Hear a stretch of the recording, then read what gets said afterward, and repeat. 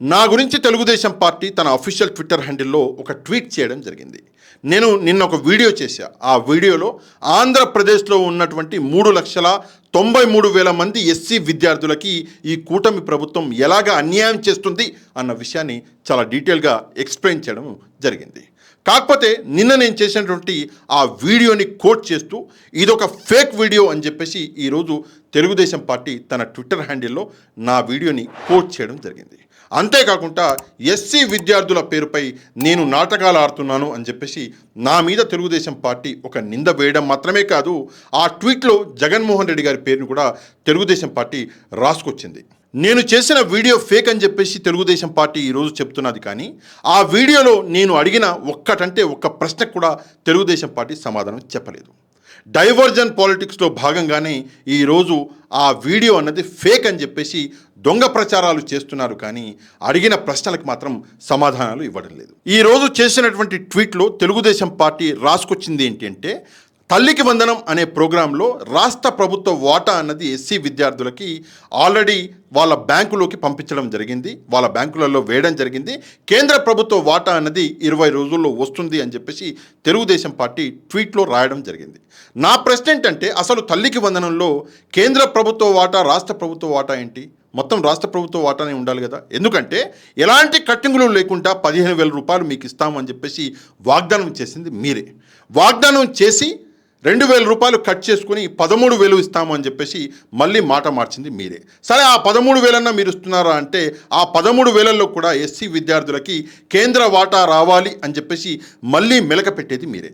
నిజంగా ఎస్సీ విద్యార్థుల మీద మీకు ప్రేమ ఉంటే మీరు తల్లికి వందనానికి ఇవ్వాల్సినటువంటి 15,000 ఇచ్చి కేంద్ర ప్రభుత్వం ఇస్తున్నటువంటి స్కాలర్షిప్ ఏదైతే ఉందో ఆ స్కాలర్షిప్ అనేది అదనంగా ఆ విద్యార్థులకి వచ్చేటట్టు చూడాలి. ఎందుకు అంటే, కేంద్ర ప్రభుత్వ స్కాలర్షిప్ అన్నది దేశంలో అన్ని రాష్ట్రాలకి వచ్చేది. తల్లికి వందనం అనేది అది మీరు ఇస్తాను అని చెప్పేసి వాగ్దానం చేసింది. ఈ తల్లికి వందనానికి ఆ స్కాలర్షిప్కి ముడిపెట్టి ఈ రెండింటిని కలిపి 13,000 ఇస్తాము అని చెప్పేసి చెప్పడము నిజంగా ఆ ఎస్సీ విద్యార్థులని మోసం చేయడం. ఒకవేళ ఎలక్షన్స్కి ముందు మీరు ఈ మాట చెప్పుంటే నిజంగా నేను ఈ ప్రశ్న అడిగేవాడినే కాదు. ఎలక్షన్స్కి ముందు మీరు చెప్పినటువంటి మాట ఏంటి? 15,000 ఇస్తానని జగన్మోహన్ రెడ్డి 2,000 కట్ చేసుకుంటున్నాడు, మేము అధికారంలోకి వస్తే ఎలాంటి కట్టింగ్లు లేకుండా 15,000 మీకు ఇస్తాము అన్నారు. అన్న మాట మీద నిలబడకుండా ఈరోజు మాట మార్చింది మీరు.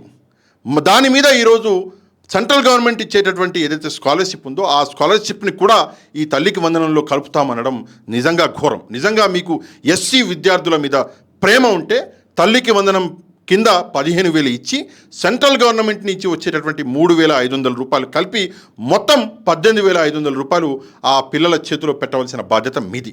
ఎవరైతే హాస్టల్లో ఉన్నారో వాళ్ళకి సెంట్రల్ గవర్నమెంట్ 7,000 రూపాయలు ఇస్తుంది. 15,000 మీరిచ్చి 22,000 రూపాయలు ఆ హాస్టల్లో ఉన్నటువంటి విద్యార్థుల చేతిలో పెట్టడం అన్నది మీ బాధ్యత. మీ బాధ్యత మీరు చేయకుండా ప్రశ్నించినటువంటి నన్ను ఈరోజు విలన్ చేసేటటువంటి ఒక ప్రయత్నం అన్నది మీరు చేయడం నిజంగానే సిగ్గుచేటు. అదే కాకుండా ఏపీ ఫ్యాక్ట్ చెక్ అని చెప్పేసి ఒక సంస్థ ఉన్నదో మరి అది పోలీసులు నడిపిస్తున్నారో తెలియదు, కానీ ఒక ట్విట్టర్ హ్యాండిల్ ఉన్నది. ఆ ట్విట్టర్ హ్యాండిల్లో ఏం పెడతారు అంటే, నేను చేసిన వీడియో అన్నది ఫేకు, దీనికి సంబంధించి చట్టపరమైన చర్యలు నా మీద తీసుకుంటాము అని చెప్పేసి ఈ ఏపీ ఫ్యాక్ట్ చెక్ వాళ్ళు పెట్టడం జరిగింది. దేనికి సార్ చట్టపరమైన చర్యలు? నేనేమైనా దొంగతనం చేశానా? నేనేమైనా మర్డర్ చేశానా? లేదా నేను చేయకూడని పని ఏమైనా చేశానా? ఎస్సీ విద్యార్థులకి అన్యాయం జరుగుతుంటే దాని మీద నేను ప్రశ్నిస్తే ఈరోజు నా మీదనే చట్టపరమైన చర్యలు తీసుకుంటాము అనడము ఇది ఎక్కడి న్యాయం? దయచేసి గుండె మీద చేయి వేసుకుని మీరు ఆలోచించాలి.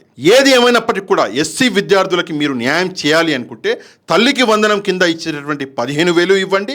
సెంట్రల్ గవర్నమెంట్ నుంచి వస్తున్నటువంటి డే స్కాలర్కి 3,500 రూపాయలు వస్తున్నాయి కదా, అది కలిపి డే స్కాలర్ అయితే 18,500 రూపాయలు ఇవ్వండి. లేదు హాస్టల్లో ఉంటే 22,000 రూపాయలు ఆ ఎస్సీ విద్యార్థుల చేతిలో పెట్టండి. అంతేకాని రాజకీయాలు చేయడం దయచేసి మానేయండి. ఇంత చేశాక కూడా మీ దగ్గర నుంచి వచ్చేటటువంటి సమాధానం ఏంటో నాకు తెలుసు. జగన్మోహన్ రెడ్డి గారి హయాంలో ఎందుకు చెప్పలేదు అని చెప్పేసి ఎవరైనా మీలో మేధావి ప్రశ్నిస్తాడు. జగన్మోహన్ రెడ్డి గారి హయాంలో ప్రశ్నించలేదా అన్న విషయాన్ని పక్కన పెడితే ₹1 కూడా కట్ చేయకుండా ఇస్తాను అని చెప్పేసి వాగ్దానం చేసింది మీరు కాబట్టి, అధికారంలో ఉన్నది మీరు కాబట్టి ఈరోజు మిమ్మల్ని ప్రశ్నిస్తున్నాం. ప్రశ్నించడం నా హక్కు. దయచేసి నా హక్కుని నా నుంచి హరించకండి. ప్రశ్నిస్తే నేనేదో తప్పు చేశాను, ఏదో నన్ను భయపెట్టాలి అన్న ప్రయత్నాలు మానుకోండి. మీరు పనిచేసేది ప్రజల కోసమే, నేను పనిచేసేది ప్రజల కోసమే. దయచేసి ఈ రాజకీయాల్ని పక్కన పెట్టి ప్రజల కోసం ఆలోచించి ఎస్సీ విద్యార్థులకి దయచేసి న్యాయం చేస్తారని చెప్పేసి చంద్రబాబు నాయుడు గారు న్యాయం చేయాలి, లోకేష్ గారు న్యాయం చేయాలి, పవన్ కళ్యాణ్ గారు న్యాయం చేయాలని చెప్పేసి నేనైతే కోరుకుంటున్నా. మీరేమనుకుంటున్నారో తప్పకుండా కమెంట్ చేయండి.